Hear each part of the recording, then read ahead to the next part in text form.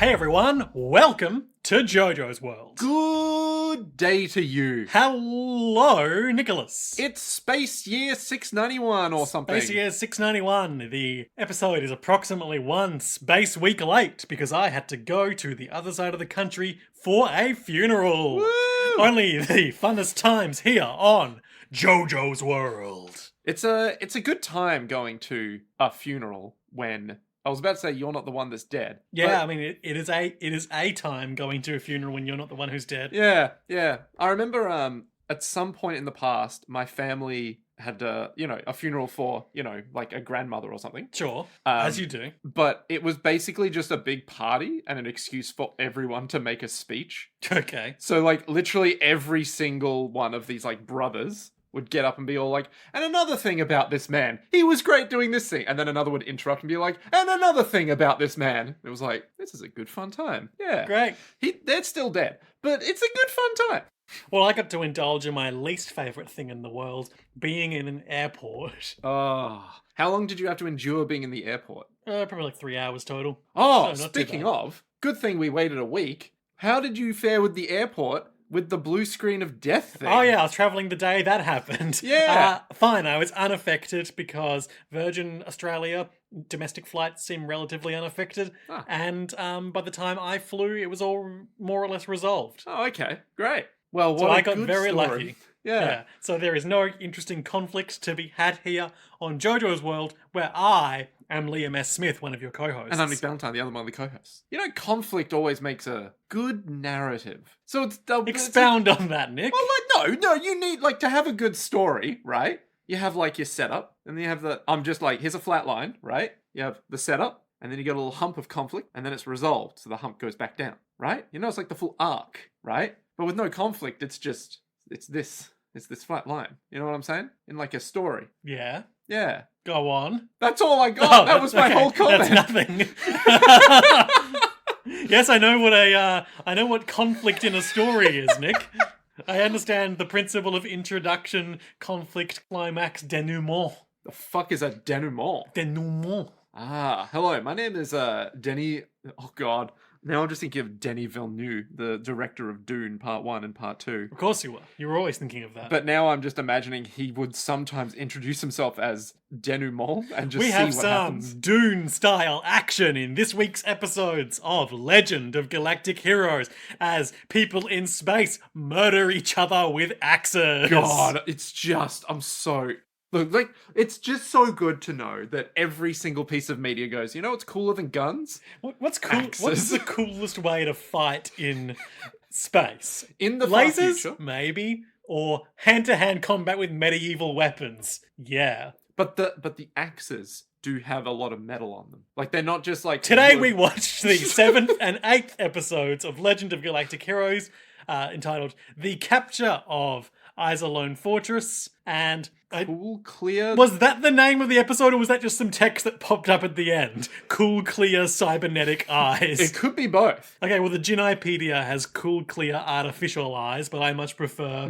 cool, clear, cybernetic eyes. Yeah. Because of even though it's a different sort of C, I think it still technically qualifies as alliteration. It's a cooler, clearer noun, or adjective, I guess. Yeah, Nick. Yeah. So much like every other pair of episodes we've watched, we have a Galactic Alliance story, The Capture of Isolone Fortress by Yang Wen Li, and an Empire story, cybernetic eyes. the repercussions of the capture of Isolone Fortress, centered on Reinhard von Lohengram, but also on Oberstein? Count Oberstein, the man with Yes. the cool, clear, cybernetic eyes. And his weird alignment with Mr. Lowengram. Yeah, which we'll get without to. being aligned to him yet, quote unquote. He pledges himself as a vassal in his service, essentially. He becomes the skull face to Major Zero and Big Boss, then known as Naked Snake, during the events of Metal Gear Solid 3 Snake Eater.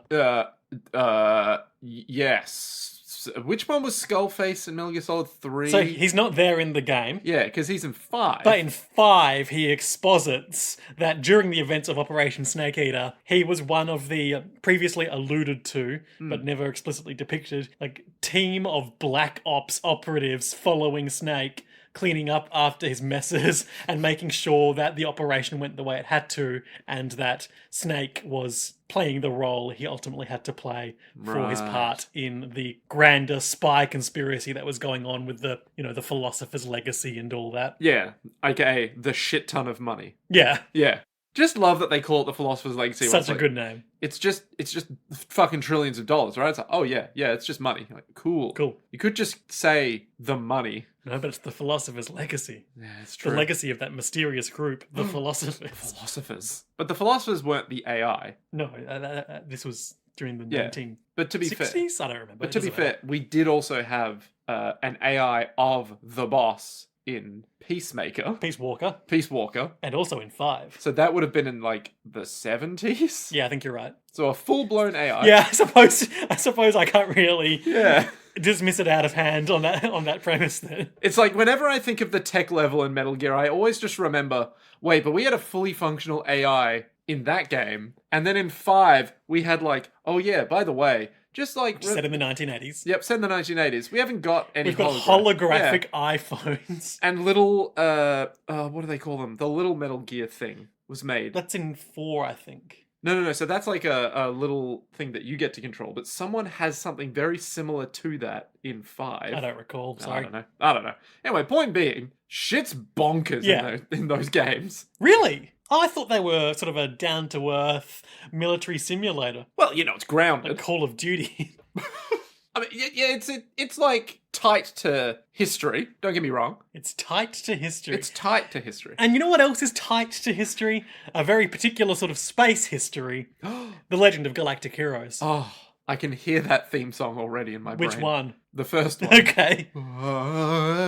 Skies of Love. Yeah, Skies of Love. That fucking song. Like, it's... Okay, I said it in the opening, and I'll say it again. It's just so grand. Like, everything about it just reeks of, like, opera. Oh yeah, the whole Which- show's yeah. operatic as all get out. Yeah, but, like, just to the extent of, like, guys, we've seen, like, 3 operas, and we're like that, but we're bigger, because we're in space. Yeah, even though... I mean, I was going to say, even though nothing exciting ever happens on screen, but we did see multiple axe murders this episode, so I guess I have to eat those words. And weirdly, the animation budget for said episode So seemed intense. much higher than every other episode we've seen, or possibly will see. Quick rundown of the music that we're hearing in these 2 episodes before we get into the recap. Oh, here we go. We are looking at, once again, a lot of Mahler and Beethoven. So, in the 7th episode, we're seeing only one classical piece, Gustav Mahler's Symphony No. 6 in A minor. Only one. Yep. And then in the second episode we watched today, the 8th episode, 3 Mahler pieces: Symphony No. 1, Symphony No. 9, Symphony No. 9 Movement 4, Banger. and 2 Beethoven pieces: Symphony No. 5 in C minor, and Symphony No. 5 in C minor. Nice. So, they love Mahler. Yep. Someone out there is presumably enjoying me listing those off. There's literally going to be, like, someone who did music. Yeah, and it's like Like, getting in super school. into this show on the basis of inclusion of a lot of orchestral pieces. Yeah, they'll just be like, dude, I stumbled onto this show and now I can write my thesis. Everything is great. I have the intersection of podcast, classical music, And Star Wars. and Star Wars, all converging. So, the enterprising listener who hasn't watched this show but is interested in hearing what goes on in it might recall that we left off last time with Yang's plan to capture the Death Star-like Isolone fortress taking into effect, where he's had his squad of Rosen Ritter or Rose Knights, who are The defectors. the children of Imperial defectors, Yep. now adults. Yep.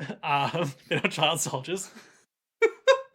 Could you imagine Just that? imagine the Rosen Ritter as like Yeah, the teens and children, but he still has like that really like chiseled face. Yeah, the Rosen litter. The plan is in effect. And the Rosen Ritter are posing as actual Imperial soldiers, just escaping the Alliance fleet pursuing them, so that they can be safely taken aboard. My brain is still stuck on, like, imagine if they were child soldiers, and now I've got the Rosen Rugrats. I'm sure another one will come to me, but keep going. Keep going. I'm going to be stuck on this all episode, I promise. I got nothing. I've been trying. I got nothing. Your face was just like, Nick, what the Give fuck nothing is away. Give nothing away. I've got nothing. He's got me dead to rights. It was just the look of like, Nick, what the fuck is this bit internally? Fuck, this is the only bit I need to make. We can get an episode title out of this. You got Rugrats, Litter, Roller Boys. Derby. Derby? Can you have a group of babies called a derby? Nope. What would I call a group of babies? You can have the Rosen Vermin, the Rosen Bunch. And you know, last episode, when we saw the Castrop Rebellion, his warriors were the Roman Ritter. Ooh, they were. Yeah. Anyway. So, okay. The Rosenritter, led by that one guy who... Yeah, Colonel the super masculine guy whose name I'm about to get. Walter von Schenkop. Ah, Schenkop. It's great because we're still watching those videos that Nick has sourced for us that have those annotations of who people's names are when they're reintroduced in a given episode. Thank God. So we've got this shot of Walter von Schenkop. He's pretending to be the heavily wounded commander of the ship. He's leaning on his second in command or something. And being brought aboard. And he says, "I'm Lieutenant Commander Raken." And then underneath that it says, "Colonel Walter von Schenkop." They knew what they were doing. Yeah. And basically he's like, "I've got the detailed battle plans of this Alliance assault on the station that's about to occur. I need to get to the commander of the fortress immediately to tell him. I'll only tell him it's super classified, but also I'm dying right now. So we need to bypass all of the normal security checks you would do." So they put him in like a space gurney. Put him in a space gurney. Yep. They put him in like a healing pod. And they just wheel him in. Yeah, it's one of those shots of everyone running by the stretcher, like when they push someone through those hospital doors. Yeah, it's like a real Grey's Anatomy, but it's inside a highly impenetrable Death Star. Yes. And all of them are like, "Hey, you can't get through here. The normal procedure is this." Is like, "Hey, we don't have time. They're coming. Their assault is about to start." And he's got like a white bandage around his forehead with a red stain coming through. At one point he coughs up blood. So I guess he just like had a bunch of fake blood pellets or something. Ah, this futuristic technology. "I'm already done for. Quickly to His Excellency the Commander." And then so they get into the command room, where the commander of the base, Admiral Thomas von Stockhausen, who you might recall is the fat one of the two commanders who look the same, but one's fat and one's fit. Yep. And he's the one that controls the Death Star. Yeah. And he's got all of his like people in their little command bay computers down below. And one fastidious security officer comes over and is like, no, we can't bypass the protocol. I need to check all your IDs before you can see the commander. But luckily, back in space, Yang puts his side of the plan into effect and has his ships wiggle back and forth. And seeing that in the command center, the Imperial commanders are like, "What's going on?" And what's his name? Von Schenkopf. Yeah, Schenkopf is like, "Oh no, it's too late. It's starting." And the commander just immediately goes, Wave them through. Get them in, come on. So they immediately pull a gun on him, tussle him behind the stretcher he was on, stick the gun to his head, and be like, "Okay, everyone stand down." And the second in command is like, "Ha! The commander's too brave for this. He'll put death before dishonor." And then he's immediately like, no, stand down. I do not want to die. And he's like, but Commander. He's like, no. Just put those fucking weapons down, man. And this is where we hit a really significant anime and novel difference. Oh. Because I've got this from Jinipedia here. Okay. So the rest of the episode of the anime is more or less like an action sequence as the Rosenritter take control of the base through force, neutralizing the security. Yeah. In the novels, Volume 1, Chapter 5, the Rosenritter seize control of the fortress by capturing Stockhausen, just like we've seen here. But then they just incapacitate the entire fortress using hypnotic gas. I'm sorry, they fucking what? They use hypnotic gas in the air conditioning system to incapacitate the entire fortress. Hypnotic gas? Yeah. What? That doesn't even make any sense. It's that easy, Nick. But you get the hypnotic gas that you have, and you put it in the aircon, and then you have the fortress. So I have so many questions. Like, did they bring the hypnotic gas onto the ship? I can only assume so. But that would have deprived us of so many axe-based fight sequences. Exactly. So after they neutralize this initial room, they pull back the like bed of the stretcher that they had Shedenkop on to reveal a heap of like AK-47s and axes. When we say axes, we don't just mean like one or two, and we also get crossbows. Don't forget crossbows and Okay. a sword. So I pulled up a Reddit rewatch thread for this episode, and well, the first comment there, with some unique flair, echoes more or less what I had assumed. So I'll just read that out. Okay. Axes are finally here. We're really in the far future, so the best weapon to fight with are axes, and make those fights as bloody as fucking possible. No weak shit allowed here. And then someone responds with what I was thinking. When I saw the axe hidden on the stretcher they snuck in, I assumed it was for breaking through doors. Then they started going ham on the enemies with it. It was great. So this I thought it was going to be for busting down like fire doors and things like that. Yeah. Like all of the things that are shutting. Yeah. Because they basically, they tie everyone That's right, up. because they tie everyone up, take them hostage. Yep. And then they start going, okay, But get on the ground. One fastidious security officer like breaks his ropes briefly and runs over to the computer and puts the base on high alert. So all the doors and all the bay doors. I had serious shut. beef with this because he puts the base on high alert. Yep. So all the security doors shut, all major systems turn offline, and the weapon systems turn offline. Yeah. It makes perfect sense. Basically, what the base going on alert means is that its weapon systems turn off. Yeah. It's look, when I'm on high alert, the only thing I know how to do is the impregnable fortress. Yeah, I curl into a ball and I stay perfectly still and ignore everything outside. The defenses have been shut down because the fortress is under threat. It's literally impenetrable. How are you not getting this? It's like it suffers from every single I want to call it like the exposure problem of an author, where they know things exist in real life, but you don't have time to go into the adequate depth that being in that career would give you. If you think it through, as we would in this podcast, obviously this is like the base is under threat of being seized internally, alarm alert stage. So that's why it shuts everything down. Yeah. But they just call it the base being on alert. But also, why would you turn the weapons off then anyway? Because internally it would be it's the compromised. specific alert Right. for if it was being seized by someone else. Okay, just maybe there's some logic to turning the weapons off now. And I really liked how we saw, as we saw the doors shutting across the station and everything like that, we cut to a couple of guys a couple of off-duty Imperial guys just wandering around what appeared to be like a nightlife district in the depths of the station.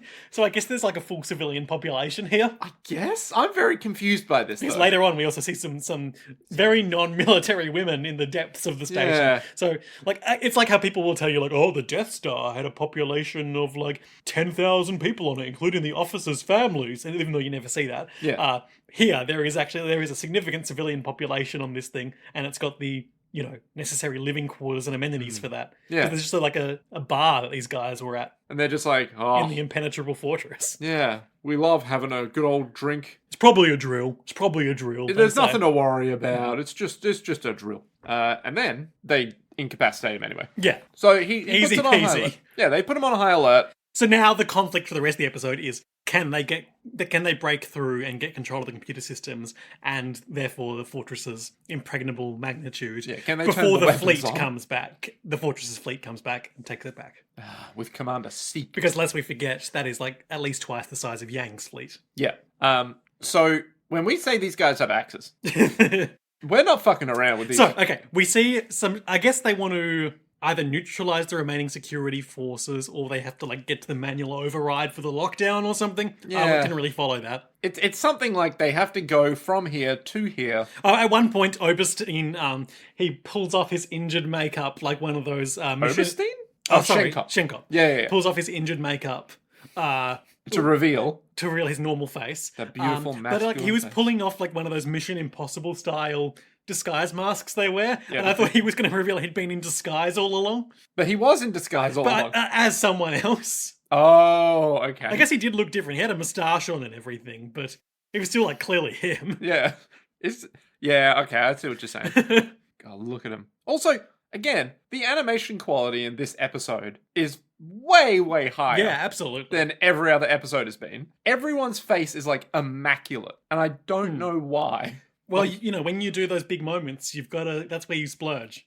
I guess so, yeah. Meanwhile, on Admiral Seek's ship, he's like, "What's happening at the base? Should we go back? No." And Oberstein, his advisor, is like, "We should go back and take the base back now." And he's like, "No, let's just see what happens." He's like, the ships are acting very weird. So, I don't think we need to delve into this in great detail in this episode, but basically Oberstein's role in this episode is to give the commander The right advice to do. The commander ignores it until eventually Oberstein's just like, "All right, I'm fucking leaving." Yep. Literally at one point he's like, yeah, There's I'm this done. really long shot of him walking towards what appears to be a window to like vacant space on the bridge. Yeah. It's like, when like a Macca's employee is just like, fuck this. I'm done. Yeah. I'm done. Just walking out those automatic doors out the front. Yep. Into space. Yeah.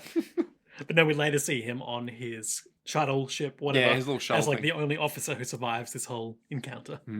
If only the rest of them could have been so lucky. But they couldn't. So there's like a whole back and forth as well between the Alliance and Empire fleets, where they're sending like messages which are then printed out on paper. Yeah. And then one guy comes up and says, hey, here's the message. Admiral Seeked. They've said they've captured the fortress, you should surrender. But maybe that's just a ruse. Yeah, it's probably just a ruse. You should definitely attack now, says Oberstein. No! Let's wait and find out more. Let's give them more time to consolidate their forces. So, the Rosenritter basically go through the whole Eyes Alone Fortress Hang on, thing. before we get into that, which I just want to capture this conversation had by Our boys? Yang's command deck crew. Yeah. Who I think are mostly nameless characters at this point. But they're just sitting on his ship waiting for the Rosenritter to do their thing, wondering if they failed or not. Yep. And they say, a long time ago, they used to call a situation like this being between a rock and a hard place. Here there be guns, but it's a terrible bluff. If they figure it out, we're finished. I think they also said something like, yeah, but the hard places are really hard. Yeah. I didn't capture that in my photo notes, but you are absolutely right. It's just like, okay. So the Rosenritter get to a big Death Star-style bottomless chasm in the middle of the base. They shoot a crossbow rope. They pull out their crossbows and shoot a rope so they can grapple across it. But one guy falls down into the depths below, and we're like, oh no, that guy just died, and it's showing like what a dangerous maneuver this is. But no, then we immediately cut to him just like dangling by the rope around his waist, like probably like 15 meters above the floor. Yep. And there's just this woman down there in like a medieval dress. Yeah, like, as in, like a... She looks like one of the Imperial nobles. I was going to say someone in, like, medieval A ball times. gown. Yes, like a ball gown. And he's just hanging there, and he just waves at her, and she waves back, and he's like, well, time to climb back up this rope. Yep, he just leaves. And she's just standing there staring at him. Another woman walks into frame in a sexy red gown and says, what's going on? And the first woman says, I don't know. And that's the end of that. That's their whole thing in this episode.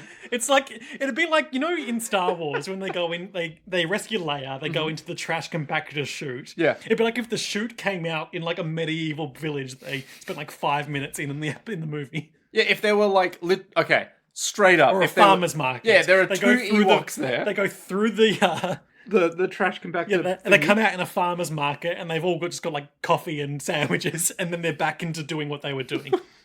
Oh man, it's so ridiculous. Crazy. So, we get more of Oberstein and Seeked, and then they're arguing still, but... Yeah, we don't need to cover that in strenuous detail. Yep. So the Rosenritter have gotten across that gap and there are security guards on this like pagoda above them. A lot of Roman columns again. Oh, there are columns. Oh. And they basically do a cunning ruse where they throw up an emitter of some of those Zephyr particles we saw in the Castrop Rebellion episode, and then provoke the guards into firing on them, and the laser fire sets off the particles and they all burn to death. Classic. But then a mini-boss shows up in front of another security patrol, and he's like, wait, they've got Zephyr particles. Quick, everyone, get your axes out!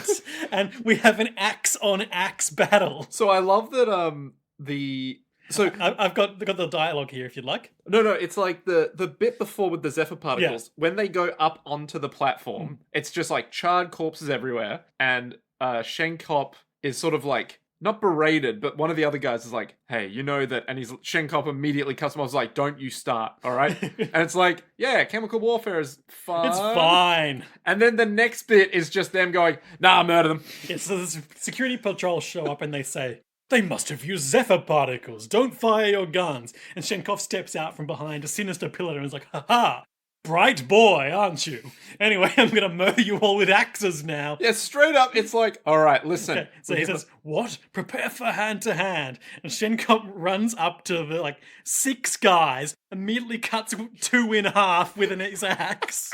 And he's blood, bright red blood with no texture to it, goes everywhere. And don't forget that he screams too late. Yeah. With a close-up of his mad face. Just cuts them all down, and the security patrol immediately run away, and they pursue them with their bloody axes in hand. Oh, I just did not expect that kind of action from this show. It was so good. So unbelievably intense. So they pursue them into this Roman temple with all these big statues of women. Oh, big, beautiful women. And just kill them with their axes. And then they reach, I think it's the control center? Where are the Rose and Ritter? You're no match for us. No, the Rose and Ritter. We're no match for them. And they throw down their guns. And the fortress is theirs. So they didn't even have to use any hypnotic gas.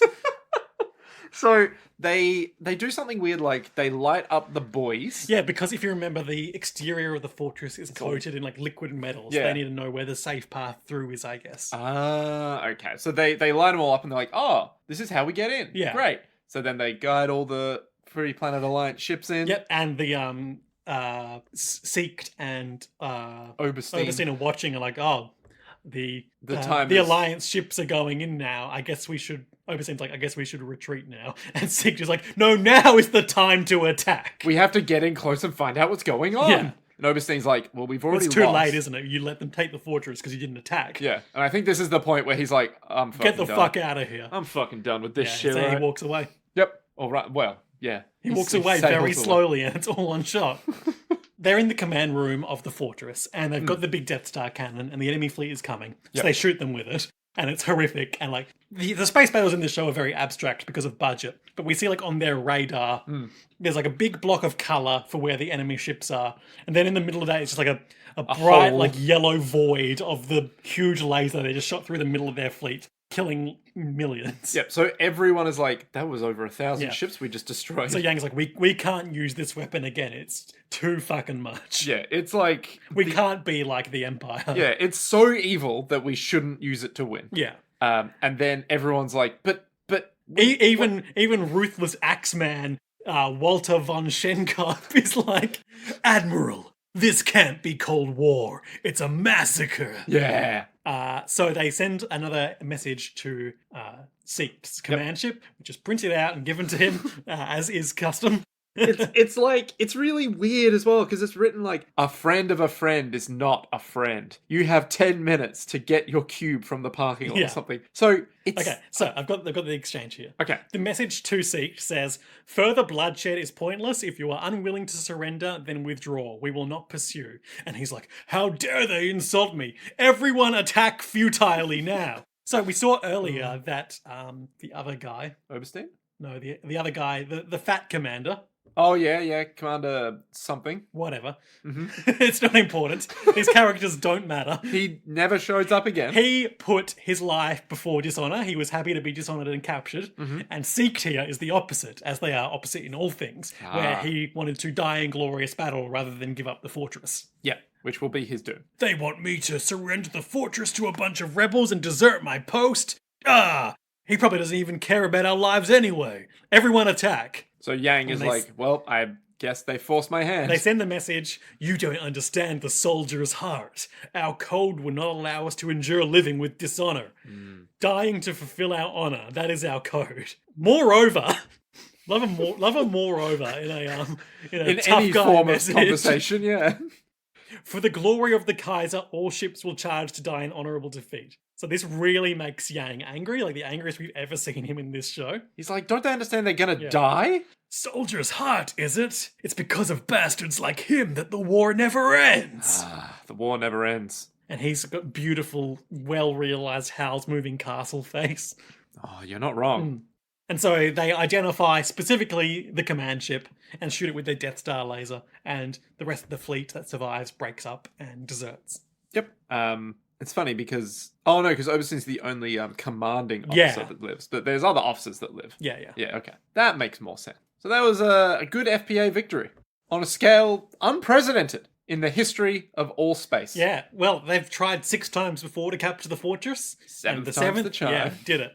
Bang. Yang is honoured for his victory, as we knew he would be. They throw another fucking ceremony on the Alliance ceremony planet. Ugh. But Yang goes to... Yang is, obviously treated as a hero once again. Mhm.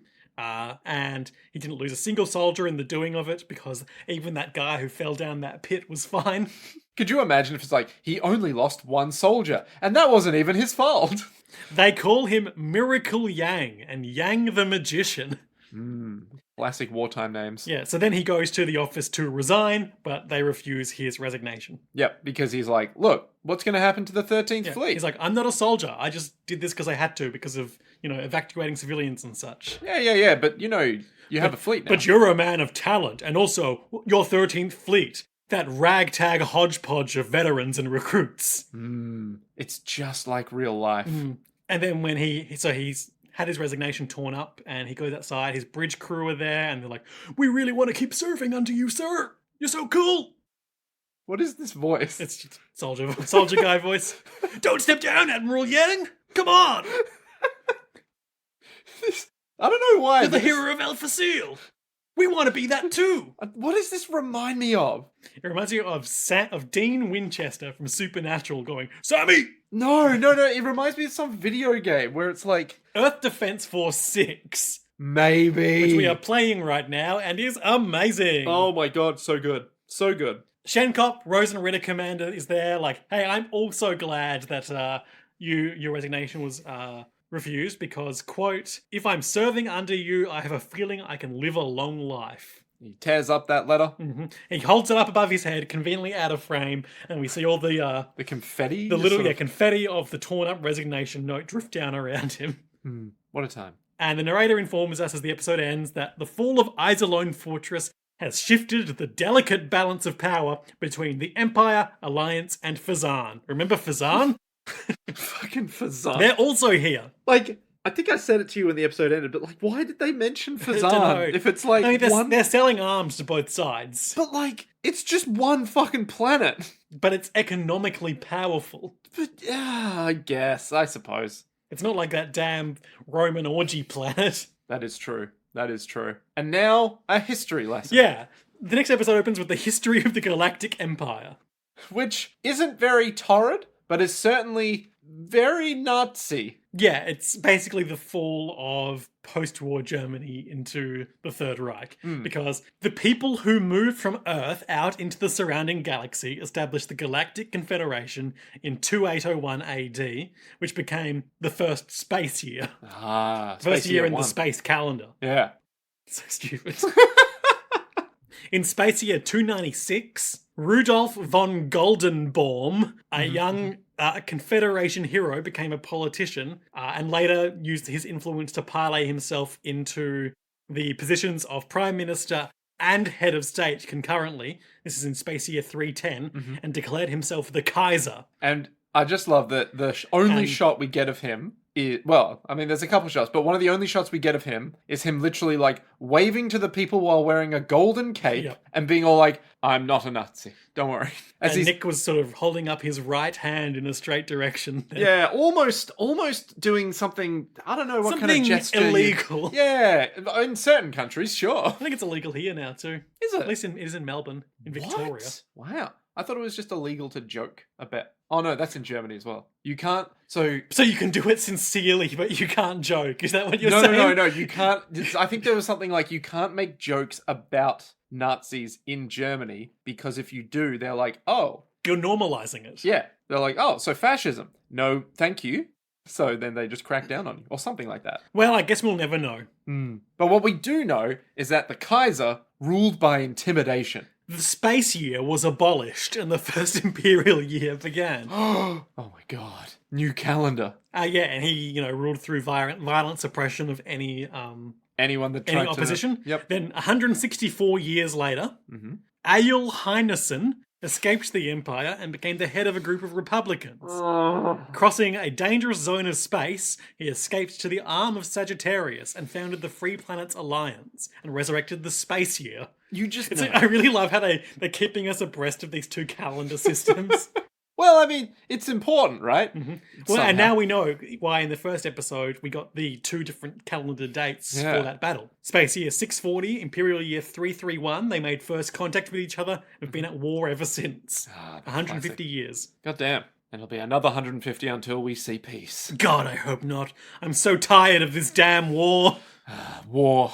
War never ends. As long as humans are there, we'll keep fighting. So basically, this episode, it's about the fallout in the Empire for losing the fortress. And the kind of three things at play here are what's going to happen to Oberstein as the only surviving command officer. And a deserter. Yeah, and potential deserter.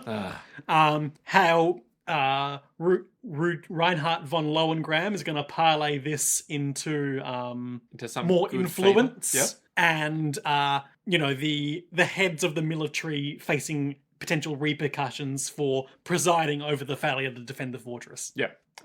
And spoiler alert, goes pretty well for Oberstein, I want to say. And for Reinhardt. Yeah. Not so much for the other three. I mean, fine for them, really. They're outmaneuvered diplomatically, but they don't face any consequences. Well, they're not severely punished.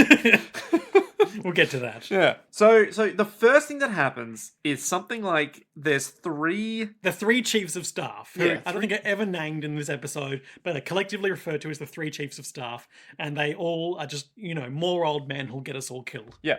They are absolutely like, we have failed. They're and we just... apoplectic.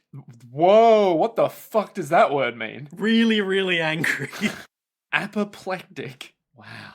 Anyway, Yeah. so, yeah, they're just like, yeah, we fucked up. Everything's shit. Isolone Fortress is gone. We got to get out of this system. Yeah, and I like Reinhard takes a moment to sort of ruminate philosophically on the hypocrisy at play here, because they're saying we've lost Isolone Fortress to a foreign invader, but since when have we ever considered the Alliance a foreign invader? I thought that if official Imperial protocol was to just call them upstart rebels. And so like the balance of power and perception of the war is shifting. Yeah. Yep. Okay. That's all I got. Great. Thanks for the contribution, Nick. No worries. So Siegfried is there. Kirkheis. Kirkheis is there, as always. And he's at the front of the Admiralty. Yeah, now. we last saw him in the assembled ranks of Reinhardt's vice admirals at the back of the line. But now, after his capture of Space Rome last time, he's now at the front. Yep. So he's like sitting pretty with his boy, Lohengram. Yep. And he's just like, so. And Reinhardt's feeling isolated because although he's got sweet dear loyal Kirkheis to do whatever he damn well pleases, and the rest of his largely unseen command staff are also competent and picked for reasons that align with Reinhardt's values, he's got no advisors he can truly trust. Maybe we'll resolve that this very episode. I doubt it. So he's just like, if only I had someone in the inner circle or someone that was like outside of my network. Yeah. Because I've just got like a hodgepodge of guys that I've picked. Yeah. But I don't commoners and low-ranking imperialists who have proven themselves. But I haven't got any weasels or raccoons that could burrow their way into the nest of the Empire, you know? Like, I haven't got anyone that's gonna dig in for the nuts. What are you talking about? Hidden in the walls of this galactic imperium, you know? Some kind of bestial quality in like my advisor. That's what he wants. That's a rat. A slimy rat who'll do whatever you want and like it. Yeah, that's what I want, yeah. With really bad hair. And laser eyes. Yeah, now we're cooking. So the three chiefs are like, well, fuck, Secret is dead and the other guy's been captured. So, we can make Oberstein take the fall, but we'll probably have to resign as well. Yeah. So they basically write up their formal resignations. And it's ambiguous as to whether all three resigning at once, whether they intend for them to be accepted, or for the hope is that, losing all three at once would be seen as too great a blow and therefore none of them would. Yeah, so I think we get a chat with... It's potentially a bluff there. Yeah, it's not with the Kaiser, it's with some other guy. The his Secretary of State or whatever he is. yeah, and he's like, listen, We can't allow that upstart to get more influence, because if all three of you resign, then Reinhardt's definitely going to get one of these positions. exactly, and they don't want that to happen because it's like, yeah, we all know what he's trying to do. Yeah, little freak. Yeah, he's trying to become Kaiser. That Little, motherfucker. basically a commoner. Yeah. And out of fucking nowhere, Bastard. with his blonde ass hair, And his beautiful eyes and his sweet sculpted frame. ass. God, he must work out daily, that piece of shit. But I never see him do it. He's always just standing in his cape, staring out the window. And he's just talking about... To Kirkheis. Do you think they're good friends or something more? It's impossible to say. They did hold hands a lot And they in do the past. love talking about his beautiful sister. If they... Listen, we're not gay because we both love my sister. Yeah. Maybe too much. That's basically the relationship here. There was a shot towards the end of this episode. It's a flashback of when they're like in their military academy or whatever. And they're sitting on a hill at night, staring at the stars together, holding hands. And the framing of this one shot with both of them in profile, it was such a, these men are about to kiss shot. Yeah. But they didn't kiss. But it was like, why would you frame it like that? Yeah. If Well, no, they're both intimately aware they've got of a each other's weaknesses. bond stronger than romance. They're brothers in arms and also brothers in really loving one sister. Yeah, they're brothers and sister. Yeah. Ugh. So Oberstein comes in. To see Reinhardt. Yep. And he's like, look, man, they're going to court-martial me. They're going to throw me to the wolves. But, you know, hey, can you get Kirkheis the fuck out of here? I want to speak to you alone. Hey, Kirkheis is my guy, all right? Yeah. He's cool. I'm just going to tell him whatever you tell me anyway. Like, he's chill. Yeah, Kirkheis, he's basically me. Yeah. He's basically my brother in that he's going to marry my sister when I kill the Kaiser. And Oberstein is like, I would really prefer that he wasn't here. So Kirkheis goes and waits in the next room and he's like, Reinhard, I want you to kill the Kaiser and become the Kaiser. And I want to help. And so Reinhardt's immediately like, hey, Kirkheis, get back in here. Arrest this motherfucker. This is treason of the highest order. Yeah, obviously we know that is His goal. Reinhardt's ambition. Yeah. Anyway, Reinhardt? Reinhardt? I want to Lowengram. Yeah, Lowengram obviously wants to overthrow everything. But someone coming into your office and saying, I want you to do this, will you do it? It just seems like such an obvious ruse to like get yourself up on treason charges. Yeah. So Lowengram is all like, all right, Kirkheis, shoot this motherfucker. And he's like, he's got his arms wide open, does Oberstein, and he's just talking Psycho like, Mantis style. I met you at that fucking award ceremony. You won't shoot me because you, like Reinhardt, are in the light. And I could be in the dark, for light cannot exist without shadows, and I can be your little darkness, bitch. And Kirkheis is confused, just like we are, because shadows I'm gonna can't get exist this without quote light. because it was some nonsense, but it was some real skull fakes Metal Gear Solid 5 bullshit. See, when talking A to A... Okay, yeah. But to make your excellency's leadership succeed, many different types of talented men are necessary, I suppose. For A to talk directed to A, and for B, I think there is also suitable duty. It's just, I think I get what he's trying to say. And the response to that from Kirkheis is, should I wait in the adjoining room? It's like, man, I don't want to listen to this bullshit. Yeah.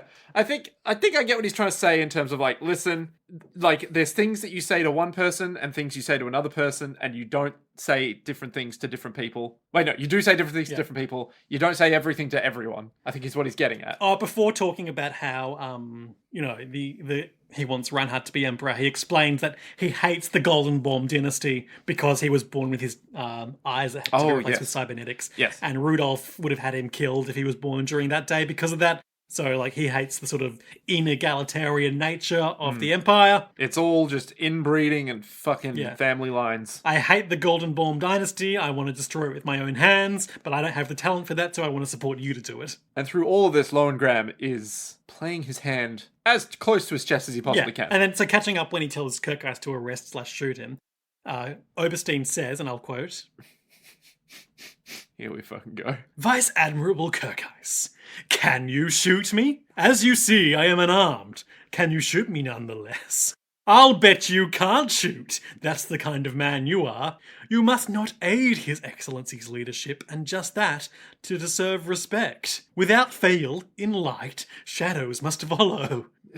However, does young Count Lowengram not yet realize that? And they stop, and it's like, Great, all right. You can join my goddamn service. I have to buy you from those nobles. Yeah, because I think it's something like he as a deserter, He's going to be court-martialed and made an example of as the highest-ranking survivor. and that is basically killed. Yeah. Like, more or less, just straight up. Most likely. Yeah.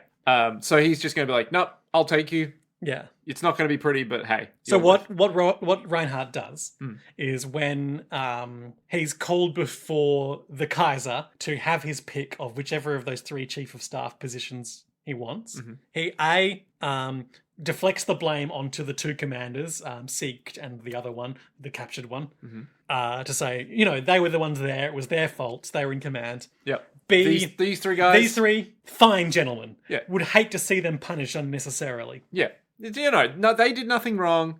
I did nothing wrong as well. I'm not, even if they had done anything wrong, I'm not in the position of stealing the business of stealing men's positions. Yeah. And the Kaiser is just sort of like nodding a bit. The Kaiser's like, oh, so wise and compassionate. Why, I won't even severely punish them. Yeah. And I think his advisor is like, he is wise beyond his years. He speaks the true. Knowing, in his own internal monologue, this guy's such full of shit. Yeah. Literally, I think everyone in this room is like, this motherfucker. Yeah. Everyone knows exactly what everyone else is doing, but they're all doing the little dance. Yep. And I don't think we get the chat with the Kaiser and his advisor with the That's flowers the very yet. last thing that happens in the Yeah, episode. yeah. So the Kaiser says, well, I'll leave the particulars to you and go do my bullshit in the Rose Garden. For you see, I am the Rose Kaiser, and only a honorable duelist can win my favor. Just puts out a small hand, and Longram's like, no. Choo Choo comes and picks up his train, and they walk away. Choo Choo? From Utena. I'm doing an Utena Oh, okay. Right. Gotcha. I'm with you. I thought you were doing like some random fucking like Pride and Prejudice thing. God instead. damn it, Nick. Look, my memory is that bad. Oh, man. I should watch Utena again. It's good. I'm thinking of rewatching it. God, it's so good.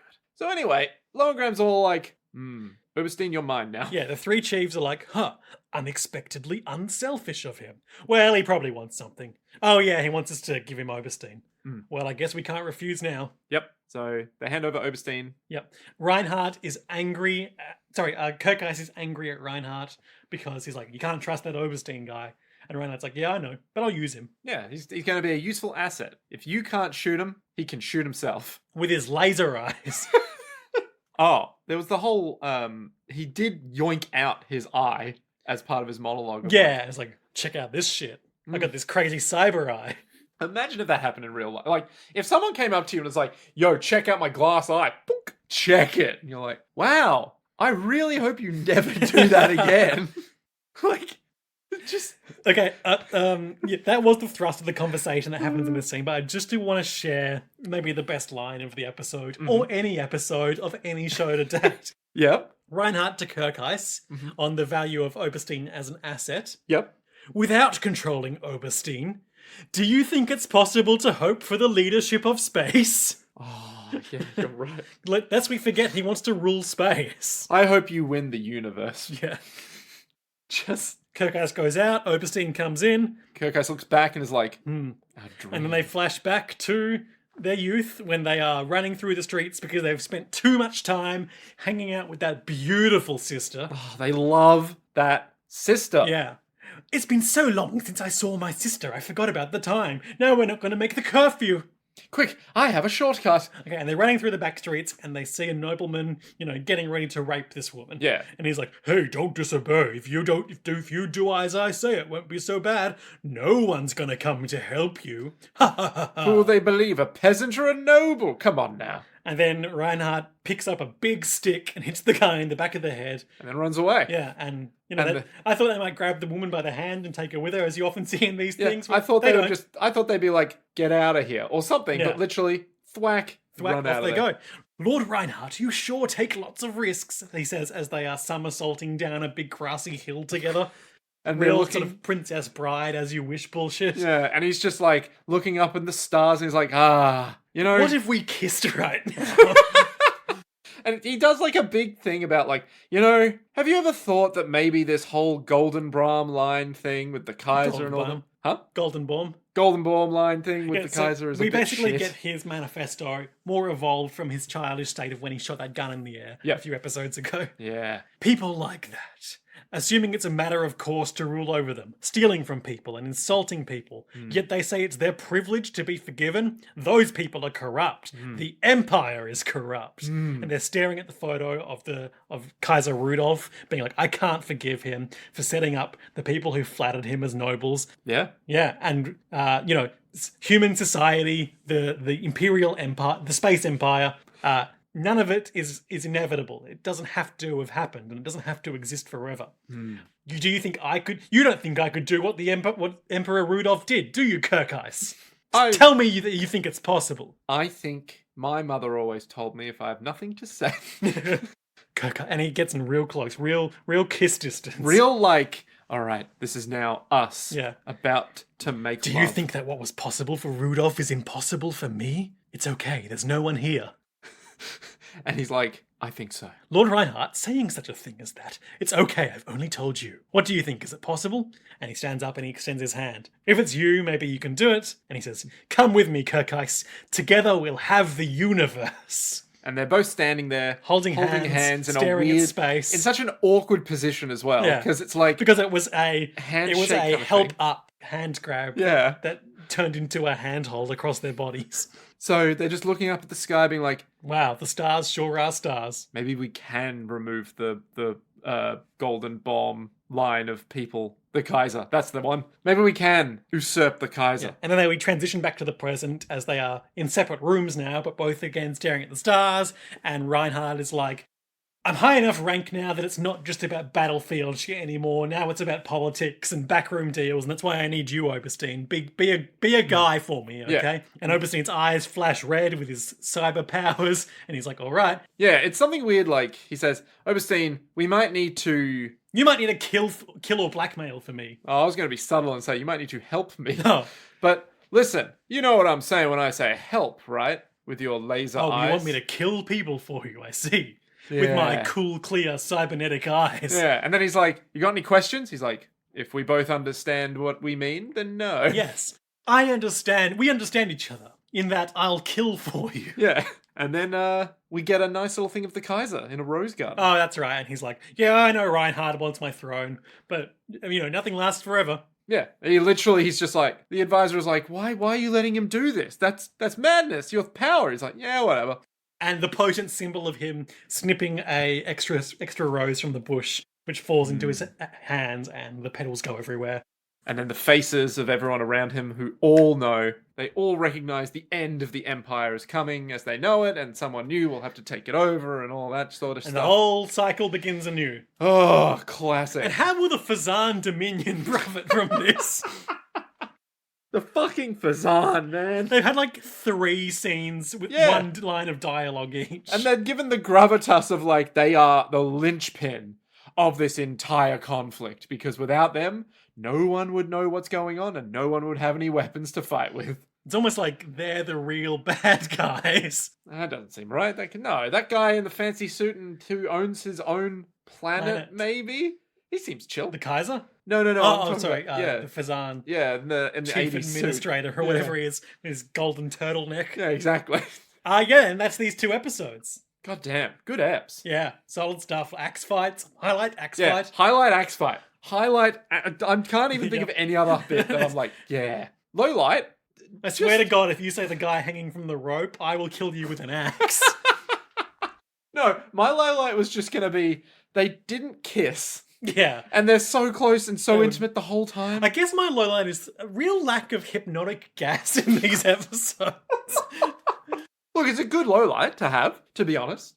It's rich lore that they didn't utilize. Oh, fuck me. So dumb. No, what's my actual low light? I mean, mine is definitely, they did a weird framing. And that's it. I guess the attempted rape scene felt a little unnecessary. Yeah, because they just bonk and then run away, and they're like, "You take a lot of risks," and I'm like, "What? What?" But we already know from previous episodes that sort of stuff is going on in the Empire. So yeah, I don't know. It just felt a bit out of place given everything else going on in the episode. Yeah, but still, it's all part of the rich narrative. Yeah. Yeah. So Nick. Yes. I didn't even know where to begin asking you what's going to happen next time. I guess Reinhardt has his new little bitch boy, his little dark man in the shadows. His little long-haired freak. His nasty rat who'll carry all the muck for him. Yeah, he's got his fucking what do they call him? Smeagol. he's got his little skunk boy. Cyber Eyes Smeagol. Yeah, he's got his splashing around in the dirt for him, not afraid to get his hands dirty. He's got his little crocodile face, man, and he's all like, ooh. He's got his killer croc. He's the Joker. He's got his street shark. Yeah. Swimming underground. His biker mice from Mars. Yeah, he's got his fucking Puss in Boots. His SpongeBob SquarePants over here. Mermaid Man and Barnacle Boy. He's got his Skullface. He's got his goddamn assassin. It's Creed. His court fuck. He's got his jester of dark magic. He's got his he's got his fucking mop. He cleans up his mess. Oh, okay. Because his hair looks like a mop. Doesn't really, but okay.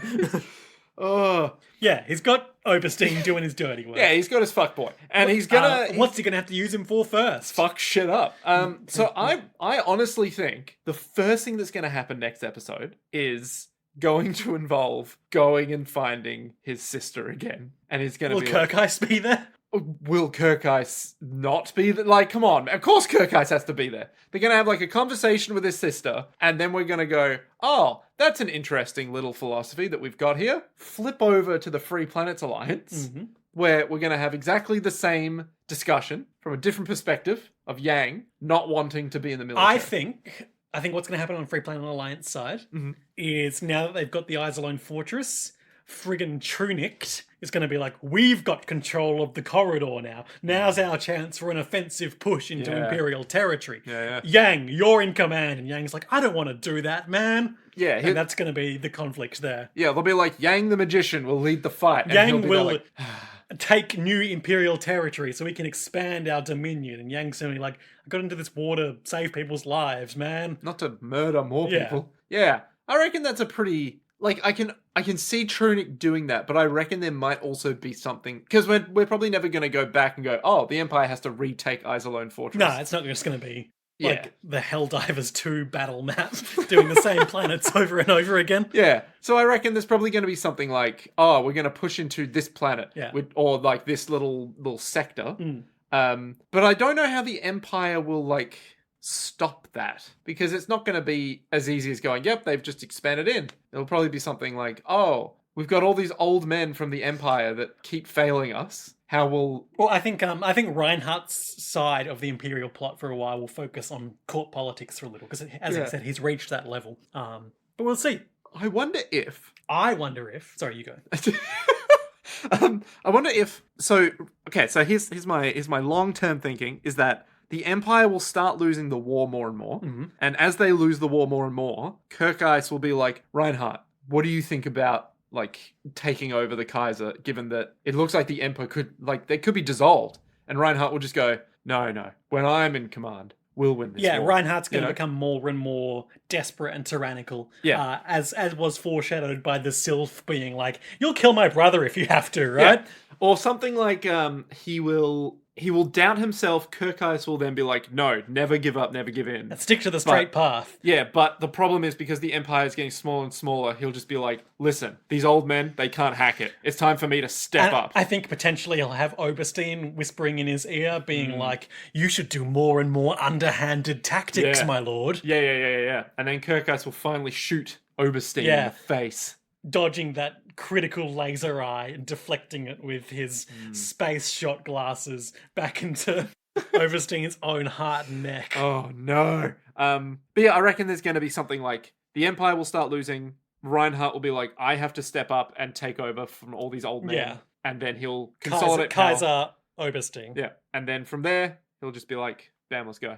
Great. And the Fazan Dominion will finally make their move. Oh, I mean, what if there's like a third player that just shows up, right? It's big space. It is Fazan. And you know what I say? When you're Fazan, you're on. This has been the JoJo's World Galactic Tour. I'm ending the podcast. Right here. Oh, dear. We will see you next time for more Legend of Galactic Heroes. But until then, to be continued.